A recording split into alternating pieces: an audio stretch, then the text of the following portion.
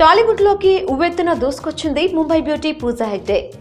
వరుణ్ తేజ్, నాగ చైతన్య, హృతిక్ రోషన్. తర్వాత ఈ లైనప్ లో అల్లు అర్జున్ సరసన క్రేజీగా డీజేలో నటించింది. ఈ సినిమా బాక్సాఫీస్ వద్ద చక్కని వసూళ్లను సాధిస్తోంది.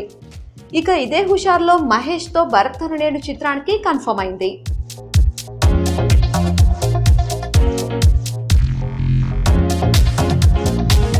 ఈ విషయం పూజానే స్వయంగా కన్ఫర్మ్ చేసింది. మహేష్ బాబు సరసన పూజా హెగ్డే నిన్నటి వరకు కేవలం రూమర్ మాత్రమే, దర్శక నిర్మాతలతో మంతనాలు సాగుతున్నాయి, ప్రపోజల్స్ మాత్రమే అని తెలిసింది. అయితే తాజాగా ఆ న్యూస్ కన్ఫర్మ్ అని తేలిపోయింది. ఈ విషయంపై పూజానే స్వయంగా క్లారిటీ ఇచ్చింది.